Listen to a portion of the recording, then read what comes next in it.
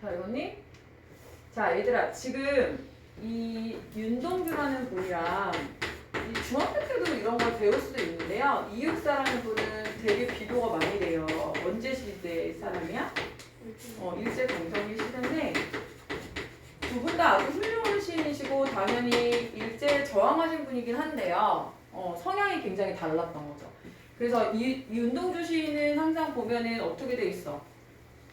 자기를 돌아보고, 그지? 자아를 성찰하고, 결론은 항상 어떻게 되냐면, 항상 부끄럽다 그러거든?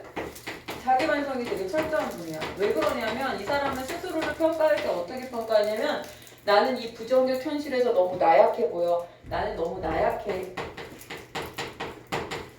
소극적인.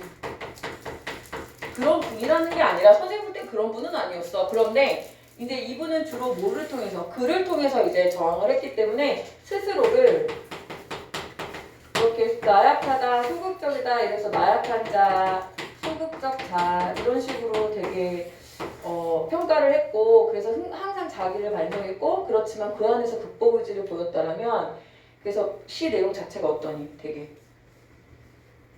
여리여리하지 느낌이. 근데 이육사라는 분은 굉장히 어떤 성격을 갖고 계시냐면 저항 시인으로 되게 유명하시거든요. 그래서 여기 좀 여성적이고 부드러운 느낌이라면 여기는 어떻겠어? 남성적이고 여기까지 가면 안 돼? 짧으니? 안 짧아. 강의는 이런 걸로 되게 저항적이고 적극적 의지적 이런 분위기야. 오해하면 안 돼요. 사실 윤동주도 되게 훌륭한 시인이고 저항을 하신 분이죠. 결국 투옥했다가 옥사하신 분이니까. 근데 이육사라는 시인이 실제 본명이 아니야. 알지? 이원록이라는 분이야 원래 원록. 그럼 이육사는 뭐야? 수감번호였어. 수감. 죄수번호라고 그러지? 이육사였어. 이육사. 그러니까 그 정도로 저항정신이 투철했던 분이다.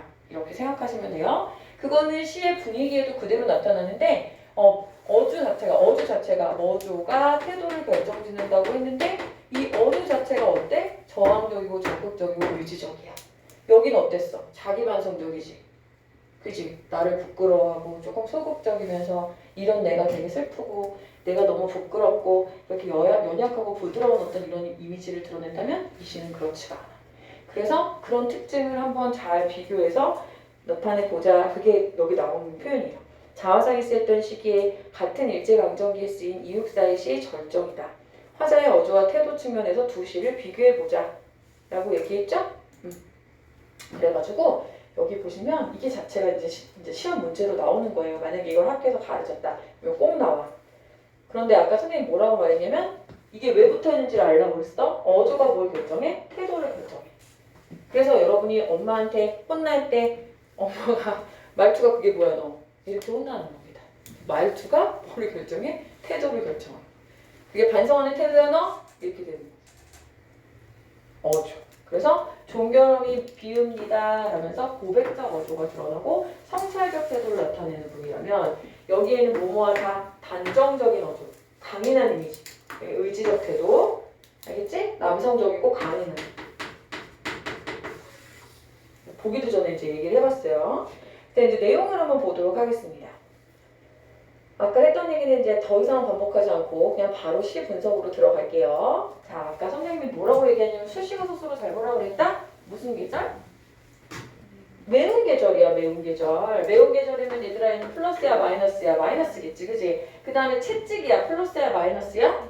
마이너스인데 서술어가 끝났어, 갈기인데. 너무 끔찍해, 그지? 매운 계절이라는 건 결국 아마 4계절 중에 가장 맵게 느껴지는 계절은 언제일까요? 겨울일 것 같아요. 겨울일 것 같고요. 채찍에 갈겨서 마침내 북방으로 휩쓸려 오다. 선생님이 시를 만약에 읽는다고 한다면 너희들이 물론 이제 사람들 많은 데서 시를 읽으라고 그러면 다들 국어책 읽듯이 매운 계절에 채찍에 갈겨 이러지만 혼자 집에 있을 때 공부할 때는 시인이라고 생각하고 시적가자가 됐다고 생각하고 한번 읽어보세요. 어떻게 읽어야 될 것 같아? 비장하게 읽어야 될 것 같지 않아? 그지? 마침내 북방으로 휩쓸려 온다. 어디? 북쪽 끝 지역으로. 추운데 심지어 우리나라 이렇게 있잖아. 심지어 추운데 가장 북쪽까지 온 거야. 북방이야. 자, 수평적 극한이라는 건 지금 칠판이 이렇게 세워져 있어서 그런데 우리가 북쪽으로 간다면 어떻게 해? 수평으로 이동하는 거죠? 끝까지 가는 거예요. 그래서 얘를 수평적 극한이라고 표현해놨어요. 자, 어떻게? 휩쓸려 오다예요. 자발적인가요? 자발적인가요? 아니야, 비자발적이야. 뭔가에 의해서 쫓겨온 겁니다. 그 다음 하늘도 그만 지쳐 끝난 고원. 하늘까지도 지쳐버렸대. 그 정도로 어떻게 해? 높은 곳인 거야. 서리빨 칼날진 그 위에 서다. 우와, 어떻게? 올라가다가 너무 높아서 하늘도 야 이제 더 이상 못 올라가겠다. 그래서 끝났대. 지쳐서 끝난 고원이래요. 그럼 얘는 뭐예요? 수직적 한계적. 수직적 극한. 얘는 수평적 극한입니다. 그럼 봐봐. 얘 어디 있다는 거니? 상황 찾아보세요. 상황이 어디야? 벼랑 끝에 내몰려 있는 거 아니에요? 극한의 상황까지 지금 몰려 있는 거 아니에요? 플러스 상황이에요? 마이너스 상황이에요? 마이너스 상황이에요. 극한적 상황에 지금 몰려 있는 겁니다. 날씨도 더럽게 추운데 북쪽 끝까지 지금 내몰렸고요. 절대 내 의지대로 간 게 아니야. 외부의 시련과 고난에 의해서 내가 쫓겨갔는데 거기서도 모자라서 나를 또 어떻게? 수직적으로까지 그 극한으로 끌어올린 거야 지금. 여기 와 있는 거야. 서리빨 칼날, 그러니까 얼마나 그 공간이 좁으냐면 칼날처럼 느껴진다는 거예요. 여기 서 있다는 거예요. 알겠죠? 그 위에 서 있대요. 상황인 거죠? 극한의 상황인 거예요. 자, 이 시에서는요, 이 극한의 상황을 극대화하기 위해서 어떤 방법을 선택했냐면 수평으로도 극한으로 몰고요, 수직으로도 극한으로 몰아서 극극한에다가 지금 몰아놓은 상태예요, 화자를. 그러면 시인은 도대체 여러분한테 어떤 주제를 전달하고 싶어서 이런 극한의 상황을 만들어놨냐? 왜 걔를 거기다 세워놨냐 이거야. 생각해보자는 거야. 그래서 이제 이 사람이 생각을 해요. 이 시적 화자가 어디에다 무릎을 꿇어야 하나? 이거 지금 잘 나오는데요. 무릎을 꿇는다는 것은 원래 일반적으로는 어떤 의미로 해석이 됩니까? 굴복할 때 그럴 수 있고요. 굴복의 상황일 수 있고요. 항복 이런 의미일 수 있고요. 두 번째는요. 언제 우리 무릎 꿇죠? 기원할 때. 기원하고 기도할 때. 그러면 이제 맥락상 생각했을 때 어디에 가까워요? 기원겠죠. 아니면 기도하거나 이런 맥락에서 얘기는 어렵대 지금. 그치? 이런 상황이야. 이건 도대체 제발 살려달라 아니면 어떻게 하면 좋겠냐라는 기도를 할 정도의 공간도 없는 거야. 알겠니? 아주 극한의 상황이라는 걸 보여주는 거야. 한 발을 옮겨 디딜, 한발 이렇게 제겨 디딜 곳이라는 건 이렇게 한 발도 움직일 수 없다는 거야. 한 발짝도 가지 못하겠다는 거야. 완전 칼날 위에 딱 서 있기 때문에. 여기까지도 다 뭐냐면 계속 극한 상황으로 보내주는 거죠. 계속 극한 상황을 제시하고 있는 거야. 이러지도 저러지도 못하는. 이러지도 못하는데 그 노래 알아요? 저러지도 못하는. 그 노래. 베이비를 부르잖아. 그래가지고 한 발 제겨 디딜 것도 없어. 자, 여기서부터 너무 중요하죠. 사연이 결론이 나는 거예요. 그래서 이런 상황에 놓였지? 선생님이 주제 어떻게 찾으라고? 이런 상황에서 어떻게 반응하는가 보라고. 어떻게 반응하고 있죠? 자살해버리니 아니면 살려주세요 막 울고 있니? 어떻게 하고 있니? 이 사람 뭐하니? 눈 감고 생각해. 와, 반응 보세요. 이러면 중요하지? 극한의 상황이야. 여기까지 완전 극한의 상황이야. 자, 어떤 반응을 보이는지 보겠습니다. 눈 감아 생각하네. 자, 눈을 감아서 생각하는 태도를 우리가 한번 생각해보자. 나라면 저럴 수 있을까? 대부분의 사람들은 극도의 불안해서 어떻게 하지 못하다. 오히려 발을 잘못 뒤져서 떨어져 죽을 수도 있어. 이 사람 어떻게 하는 거야? 다시 한번 침착해지자. 이렇게 하고 있는 거죠. 지금. 마음을 다시 다잡자. 급할수록 돌아가자. 이러고 있는 거 아니야? 그치? 극한의 상황 어떻게 할 수가 없네. 이럴 때 어떻게 해? 자, 차보다 침착해지자. 침착해지자. 자, 차분해지자. 마음을 다잡는 거야. 자, 이런 걸 우리가 무슨 태도라고 얘기하냐? 붙일게요. 여기다 이걸 쓰는 거야. 이런 표현이 나와. 이런 말 잘 안 나와. 이거 나와. 자, 초극의 자세, 초극의 의지. 초월해서 극복하겠다는 상황이 왔어? 너 죽고 나 죽자 이제 뭐 더 이상 물러설 것도 없잖아. 극복할 거야. 초극의 의지. 조금 다른 말로 관조적 자세를 있어요. 관조적 자세. 오히려 그 상황에서 한 발 물러나서 차분하게 바라보는 거예요. 이 상황을. 알겠죠? 관조적 태도가 드러나는 부분이다. 됐나요? 그러면 주제가 나왔지요. 상황에 따라 봐. 어떤 상황에서? 극한 상황에서 무슨 의지? 초극의 의지. 끝. 그게 주제야. 알겠니? 그렇게 찾는 거야. 그럼 이제 그게 의지라는 걸 알아. 그 초극의 의지를 나타내는 시라는 걸 알았으니 그 주제를 통해서 시의 의미를 구체적으로 찾아보는 거죠. 그 다음에. 알겠지?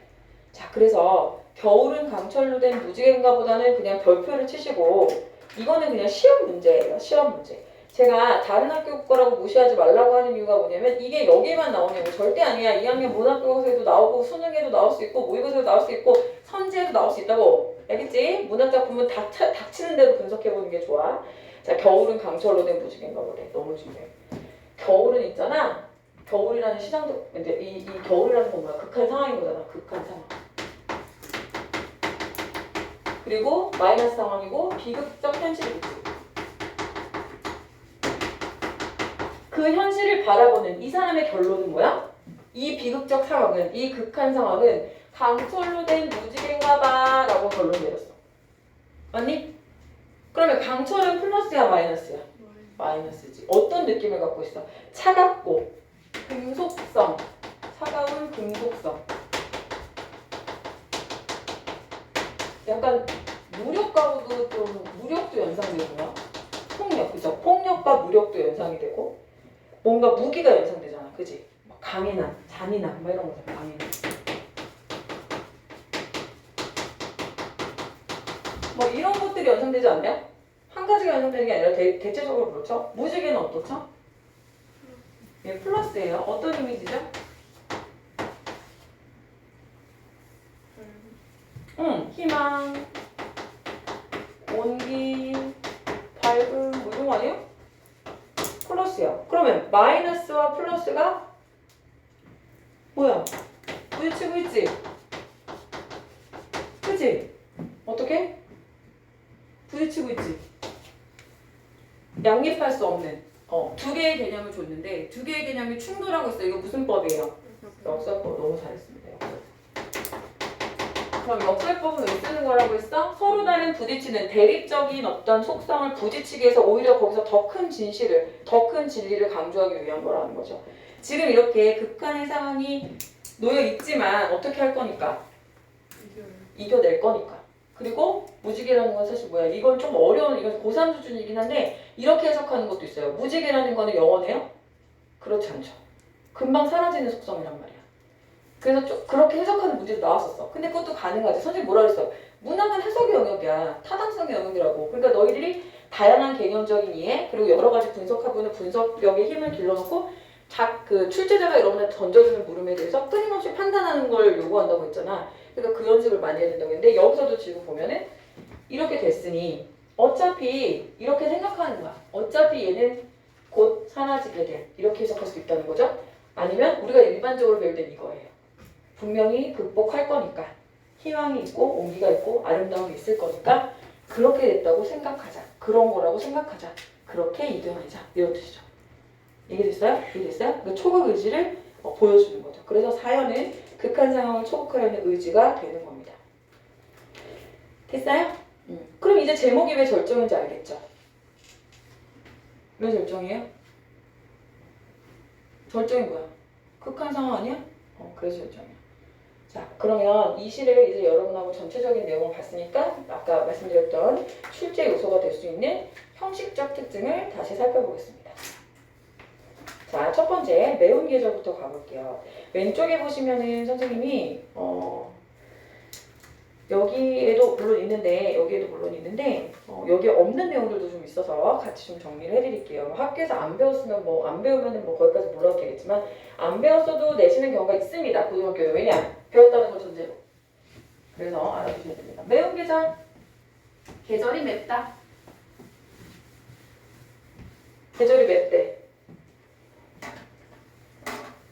얘들아, 추운 바람이나 이런 거는 사실은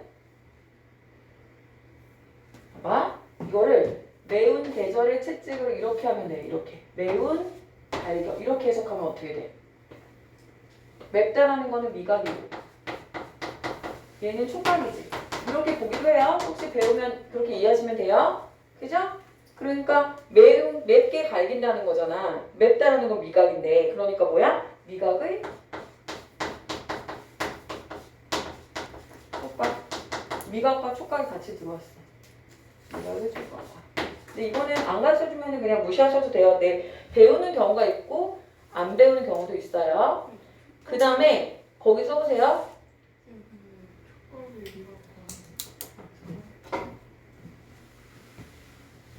촉각의 미각화. 정말 채찍에 갈겨. 매운 계절에 채찍에 갈겨서 그치 촉각이지 촉각. 갈겨지는 게 맵다라고 했으니까 채찍이 맵다가 되는 거죠. 네, 촉각이 잘했어. 그 다음에 또 뭐가 있냐면 매운 계절에 채찍에 발견하는 게 공감각적 신상이라는 거 하나 나왔고 그 다음에 계절이 맵다 이렇게도 해석할 수 있잖아요. 계절이 맵다라고 해석하는 건 뭐냐면 계절이라는 거는 추상적인 건데 맵다라는 건 맛볼 수 있다는 거잖아요. 그러니까 계절이 맵다라는 건 추상적 개념의 구체화, 뭐 형상화 이런 걸로도 쓸 수 있다. 그리고 여기 이제 왼쪽에 같이 볼게요. 그 자료 연구 주제는 찾았고요. 자, 단정적 어조 아까 비교하는 거 나왔었어요. 자화상에서는 고백적 어조라면 얘는 단정적 어조 뭐뭐다. 만약에 이걸 바꿔봐봐. 휩쓸려 왔나봐요. 막 이래봐. 어때? 휩쓸려 왔다. 어때? 다르지? 어투가 달라지면 태도가 달라진다고 했어. 그 다음에 두 번째 역설적 표현 어딨니? 그렇죠. 겨울은 강철로 된 무지개인가 보다. 상징적 시와 사랑하는 건 너무 당연하고 한식 구조를 갖고 있다. 기승전결로 되어 있다. 첫 번째 형 기승전결. 그래서 기승전결에다가 써보자. 여기에서 분위기와 시상에 따라서 그래프가 나오는 경우가 가끔 있어요. 그래서 여기다가 써놓을게요. 그래프가 나오는 경우가 있어요. 기승전 분위기. 얘가 플러스고 얘가 마이너스야. 자, 그러면 기 어떻게 되지? 분위기가 플러스야 마이너스야? 마이너스. 극한 상황. 승 더 극한 상황. 전 극도로 극한 상황. 그러다 갑자기 아이고 결에 들어가야지. 그러다가 결에 가서 어떻게? 겨울은 강철로 된 무지개인가 보다 이런 식으로 플러스가 올라오는 거예요. 그렇게 해서 초극하는 거지? 이 초극. 여기가 초극하는 분은 어디다? 여기 결에서 초극한다. 알겠죠? 이렇게 그래프로 나오는 경우도 있으니까 참고하시면 좋겠고 그 다음에 추가해서 넣어볼게요. 추가해서 뭐 아주 중요한 건 아닌데 5번에서 혹시 나올 수도 있으니까 은유법은 뭐냐면 A는 B이다. 이거 어딨니? 한번 찾아보시고 이거는 참고만 하시고 강렬한 시어를 많이 사용했다. 극단적인 시어죠. 채찍, 갈기고 강철, 칼날, 뭐 서리빨 뭐 이런 거. 자, 그 다음에 현재 시제를 사용하고 있어요. 이게 끝난 일이 아니야. 끝난 일이 아니고 현장성, 지속성 이거를 강조하기 위해서 현재 시제를 쓰고 있습니다. 긴장을 주는 거죠. 됐죠? 이거 어딨니? 은유법. A는 B이다. 맞았어. 겨울은 강철로 된 무지개인 것이다. A는 B이다. 알겠지? 겨울은 강철로 된 무지개이다. A는 B이다. 여기는 학교에서 배우면 챙겨놓으시고 아니면 저 앞에 것까지만 기억하셔도 되고요. 됐죠? 자, 제가 지금 끝났는데 여기 그 뒤에 나오는 문법을 하기도 또 애매해서 그냥 최적전을 좀 이어서 할까 해요. 지금 그냥 문법 해줘요. 문법 다 기억나요? 막 질문하면 대답할 수 있어요? 아니죠. 공부 좀 해보고 최적전을 좀 볼게요. 문법을 좀 쉬워? 문법을 보니까 니네가 이상고만 안 들어가는 거지? 문문단 중에. 2학 애들 기말에? 네, 있죠. 자, 네. 어디 들어간다고 했는지 선생님도 남겨줘. 시험 보기. 최적전 가볼게요. 자, 최적전은 그러면 요거부터 해볼게요. 선생님이 이거 가르쳐 주셨을지는 모르겠고 안 가르쳐 주셨다고 하더라도 일단 고전소설이에요. 이게 되게 신탁구가 되게 깐깐하게 만든 게 문제지만 이거 1학년이 하기엔 조금 1학년 첫 번째 소설로 하기엔 조금 어렵거든요. 넣어버렸더라 그냥 고전소설을. 고등학생이 됐다고 갑자기 애들이 뭘 달라지는 게 아닌데. 그래서 조금 난이도가 있는 편인데 우린 할 수 있어요. 선생님이 이제 정리를 해드리도록 하겠습니다. 오늘 이거 하면 저는 끝날 것 같아요. 자, 일단 고전소설의 특징 좀 써볼게요.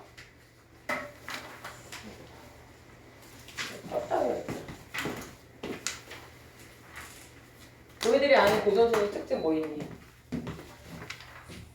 쓰면서 1번 이거는 고전소설의 특징이라는 거는 100%가 아니야. 이 최척전에 해당이 안 되는 걸 수도 있어. 근데 이걸 왜 가르쳐 주느냐면 고전소설의 특징이 이것이기 때문에 다른 작품과의 비교나 이것에 대한 특성을 물어볼 수가 있다는 거죠. 알겠죠? 그래서 정리를 해볼게요. 고전소설의 일반적 특징이에요. 고전소설. 일반적이에요. 100% 아닙니다. 그래서 아닌 애들은 또 걔가 출제 요소예요. 특징. 1번 아는 거 말해봐 니네. 전기적. 배웠잖아. 전기적. 전기적에서 또. 자 1번 구성. 단순해요? 복잡해요? 현대소설에 비해서 단순할까 복잡할까? 당연히 단순하지. 발생 초기니까. 자, 그래서 단순한 구성이 많고 일대기적 구성이 많다. 일대기적 구성이 뭐니? 출생부터 사망까지야. 근데 만약 현대소설이나 현대 드라마를 태어날 때부터 죽을 때로 해놓으면 보겠니? 그때 그해 우리는인가? 그거 요새 유행인데 태어날 때부터 나오는 거야 그게. 안 되잖아. 그지? 그런 의미고요. 단순한 구성이 많고요. 자, 그 다음에 또 하나는 시간 내 흐름에 따라.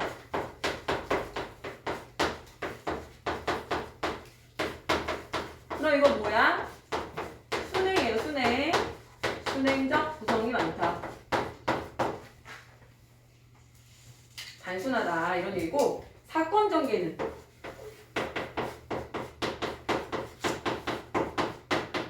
자, 개연성과 우연성 중에 뭘까? 개연성이 있어. 개연성은 뭐야? 그럴 법하다는 거야. 그럴듯하다고. 근데 우연적인 요소가 많아요. 우연성.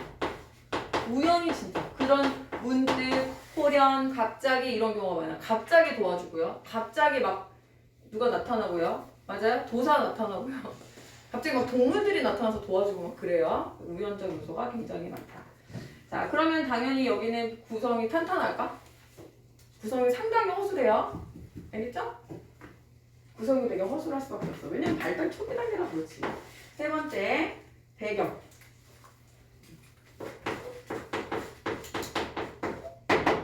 뭐가 많냐면 비현실적 배경이 많아. 단, 최적전은 아니야. 그래서 나중에 뒤에 최척전이랑 박치전 비교하는 내용이 나옵니다. 예, 또 중요한 건 이거 그것도 말 전기적 요소 많죠. 전기성이라는 건 기묘해서 전할 만하다는 얘기예요. 그래서 막 별일이 다 일어나는 거예요. 그래서 비현실적 세계 예를 들면 어떤 게 있냐면 천상계. 천상계가 막 등장하고 하늘에서 내려오고 이런 거 되게 많잖아. 하늘로 올라가고 내려가고. 그 다음에 막 사후세계도 나와. 죽은 사람하고 결혼도 하고요. 네, 죽은 사람하고 연애도 하고요. 그런 내용이 많습니다. 자, 그 다음에 인물. 인물은 거기다 쓰자. 전형적 인물. 전형성이 무슨 뜻이야? 유형화돼 있다 이렇게 이해하시면 돼요. 유형화돼 있어. 대표한다 이런 얘기예요.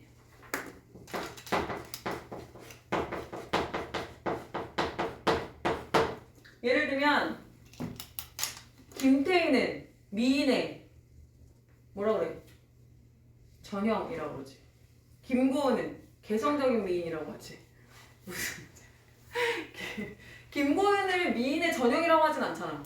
그지? 그 걔는 매력 있고 예쁜 느낌이 있긴 하지만 선생님보다 나아요. 물론 나보다 난데 연예인들 치고 연예인들이라고 했을 때 김태희는 미인의 전형이라고 표현하고 얘는 개성적으로 매력 있다. 뭐 개성적 미인이다. 개성 미인이다 하는 것 자체가 약간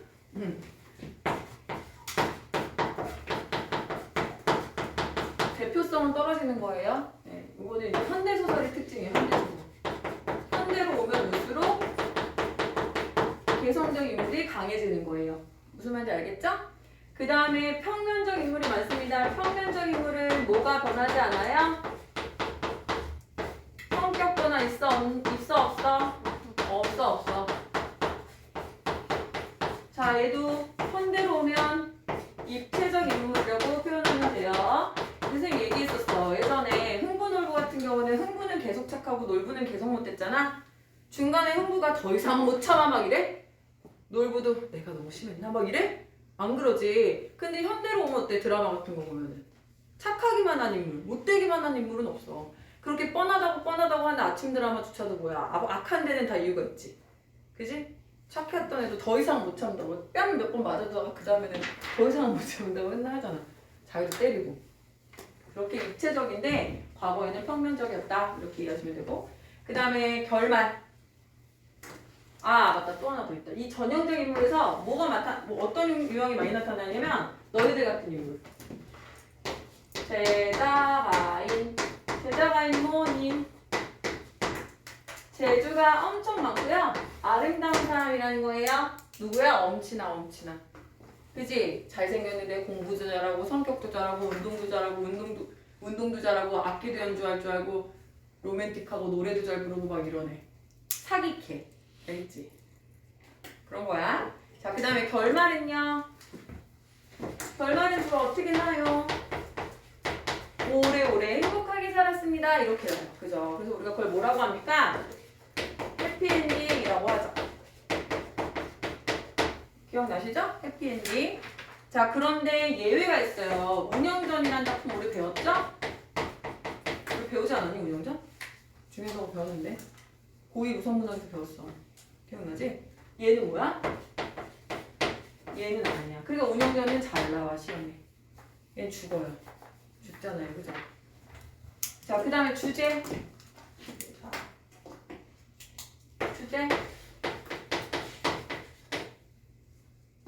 얘들아, 이렇게 설정하는 이유가, 그러니까 전형적인 인물로 평면적으로 성격을 바꾸지 않는 이유는 결국은 이 주제를 형성하기 위한 거야. 고전소설의 대부분의 주제는 뭐예요? 대부분 권선징악이에요. 착한 사람은 다 나중에는 성공하고 잘 먹고 잘 살고요. 악인은 항상 벌을 받아요. 그렇게 생겼잖아요. 근데 요즘 드라마 그래요? 그렇지 않죠. 의도적으로 그렇지 않게 해서 오히려 사회의 경종을 울리는 경우도 있고 비판의 목소리를 높이는 경우들도 있습니다. 그래서 권선징악은 고전소설의 특징이다. 이 대부분 100%는 아니에요. 최척전은 맞습니다. 최척전 해피엔딩으로 끝나고 여기 뭐 대단한 악인은 딱히 없습니다만 조금 있긴 하지만 그 다음에 별표 10점. 소설에서 지금 10점 정말 중요하다고 했었고 10점 야, 이거 시점은 알아야지. 시점이 뭐야? 서술. 그렇지. 서술자에 이거 누구 열심히 한다. 그렇지. 그 다음에 서술 태도. 이거에서 결정하는 거 아닙니까? 안에 있으면 1인칭, 밖에 있으면 3인칭. 그 다음에 내면까지 다 알면 주인공이나 전지적 작가 시점. 관찰된 내용만 얘기하면 관찰자 시점. 그죠? 시점은 너무 중요한데 고전 소설은 무조건 전지적 작가 시점. 그래서 수능 같은 거 볼 때 시간 모자라잖아? 그러면 고전 소설 나오면 시점 문제 같은 거 그냥 막 풀리기도 해요. 이거 그냥 전지적 작가 시점이니까. 아닌 경우는 아직까지 못 봤어. 우리가 배우는 작품들 중에는. 거의 다 전지적 작가 시점이라고 보시면 되고, 운영전이 그래서 시험에 잘 나오는 이유가 운영전은 어때요? 베이스 자체가 전지적 작가 시점이면서 안에 내와에는 운영이 얘기하는 걸로 나오잖아요. 그런 게 이제 출제 요소가 되는 거예요. 이런 데서 조금씩 벗어난 애들이기 때문에. 저희 전지적 작가 시점이라는 거 꼭 기억하시고, 이건 100%는 아니지만 전지적 작가 시점이기 때문에 일어나는 일들이 있어요. 서술자의 개입 같은 거. 아주 흔하게 일어나죠. 출제 요소가 될 수 있는 거죠, 얘는. 편집자를 멈추는 거.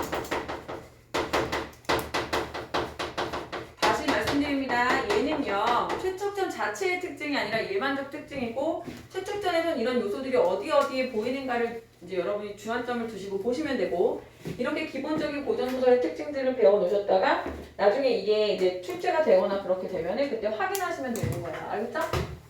알겠죠? 이걸 중심으로 판단해 봐야겠다라고 생각하시면 됩니다. 자, 최척전 조금 해볼게요. 최척전은, 이거 왜 들었지? 최척전은 언제 쓰였던 거냐? 언제 쓰였냐? 언제 쓰였냐, 얘들아? 고3이야?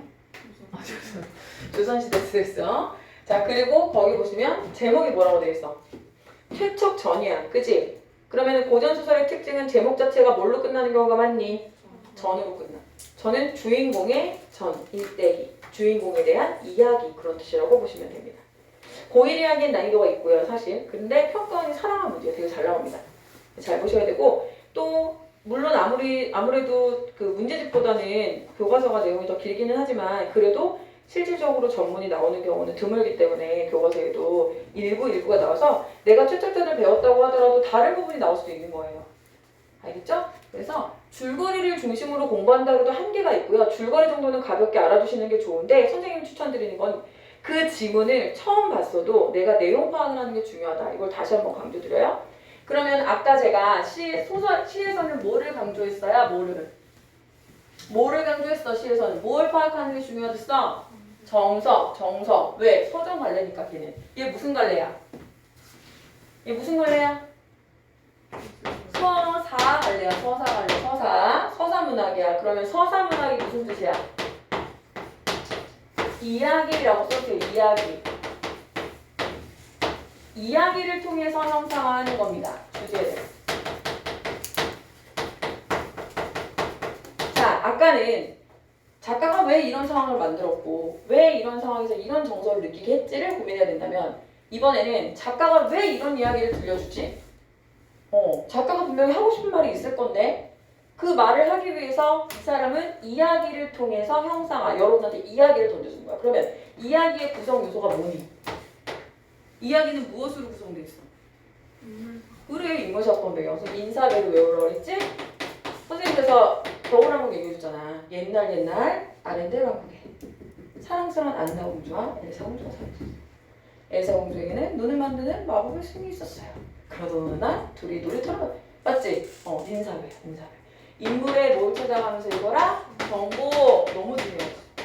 정말 중요했어? 이 정보가 결국 그 줄거리를 결정한댔어? 여기도 이제 나올 거예요. 그 다음에 사건, 어떤 갈등 구조가 있나요? 그 다음 배경, 이 배경이 유의미한가요?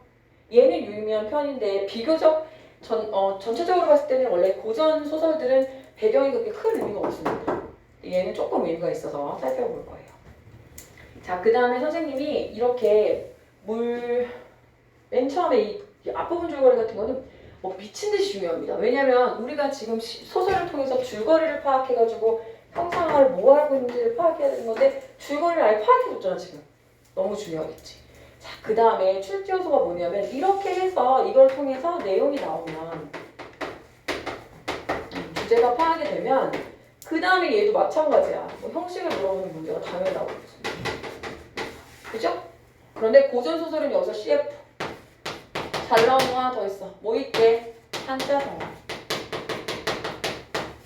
A, B반은 한자성어 시험 엄청 열심히 봤죠? 다 외웠어요? 시간은 좀 하다 말아가지고 하도 징징대가지고 그러지. 그러나 그 나올 때마다 하시면 돼요. 지금부터. 알겠죠? 대신 나오는 한자 정어 중에 내가 모르는 게 있다는 거는 그 개념을 정리하듯이 꼭 챙겨가지고 가셔야 돼요. 자, 이제 더 이상 1학년, 2학년, 3학년 동안 고등학교 동안 기억부터 휴일까지 외우는 일은 하면 안 됩니다. 그건 멍청한 짓이에요. 시간을 너무 낭비하는 거고 대신 나올 때마다 다 챙겨놔야 돼요. 알겠죠? 나 나중에 방학 때 기억부터 희열까지 외워야지. 그거 바보 똥멍충이래요. 똥멍충. 그렇게 하면 안 돼. 시간 없어요. 나오는 때마다 챙겨서 정리하고 가십니다. 한자성어 나올 수 있고요. 그 다음에 너희들이 그 고전소설은 보면은 한 사람이 대화를 길게 하는 경우가 있어요. 되게 많아. 현대소설은 별로 없거든요. 현대소설 되게 지루하겠지. 한 사람이 계속. 근데 고전소설은 소녀가 10살이 되던 무렵 아버지를 여의고 뭐 알지? 그렇게 해서 막 이렇게 길게 얘기하는 경우가 있어서 말하기 방식에 대한 문제들이 잘 출제됩니다. 고전소설에서 많이 출제되는 요소예요. 자, 작품 선정 이유 볼게요. 최척전은 임진왜란 정유재란을 배경으로 한 얘들아 전쟁을 배경으로 한 소설은 뭐니? 분담소설이야. 분담소설. 분담소설은 사실 전쟁을 배경으로 하고 있기 때문에 누가 많이 등장할 수밖에 없니? 전쟁엔 누가 나와? 난세에는 누가 나온다 그랬어? 전쟁엔 누가 나오게 돼 있어? 영웅이 나오겠지. 선생님 뭐라 했어? 영웅은 위기 상황이 없으면 영웅이 아니야. 내가 말했잖아. 스파이더맨이 아무리 이걸 쏠 수 있어도 악당이 없으면 그거 뭐 할 거야 그걸로. 애들 놀이터나 만들어주겠지. 영웅이 될 수 없어. 악당이 있기 때문이야. 그래서 분담소설은 원래 뭐랑 잘 나오냐면 영웅소설이랑 같이 묶여서 잘 나오는데 얘는 영웅소설은 아니에요.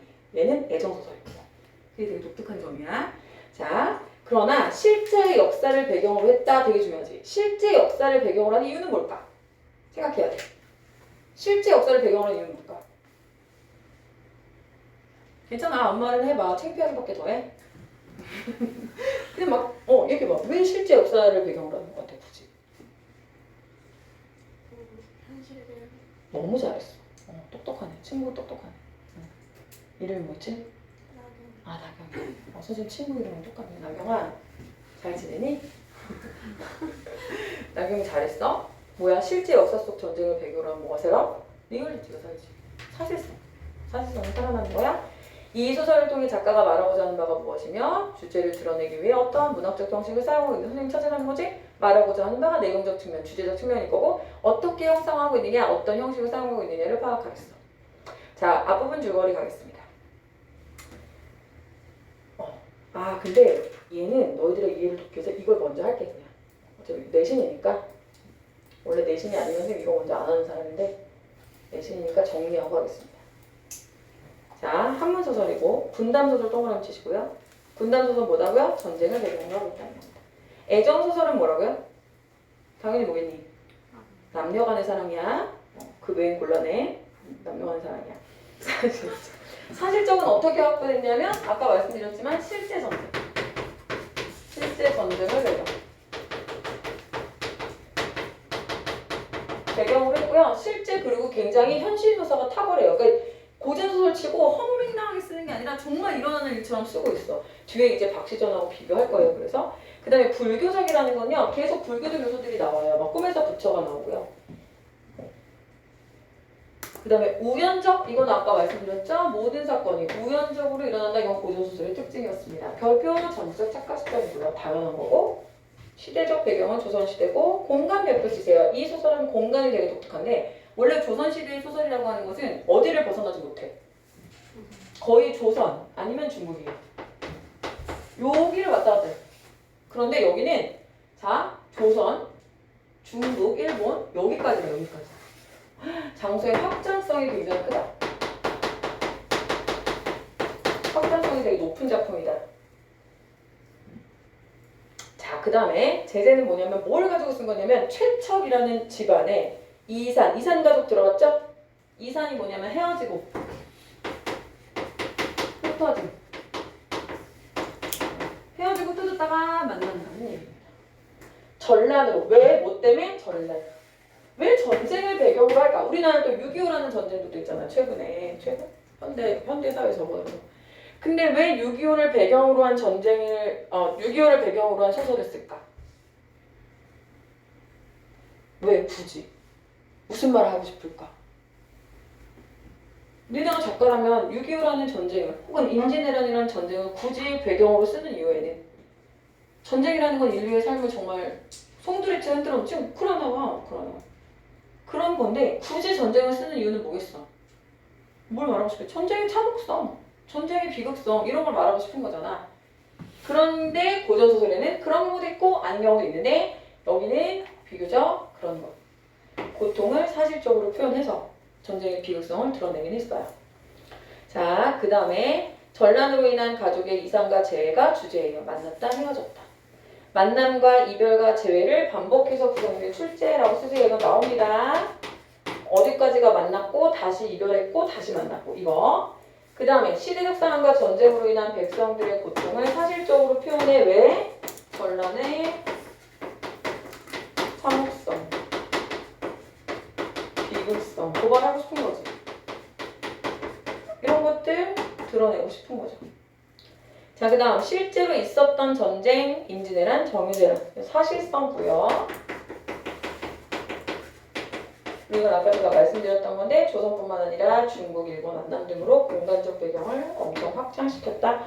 장대한 규모다. 자, 안 남은 베트남이에요.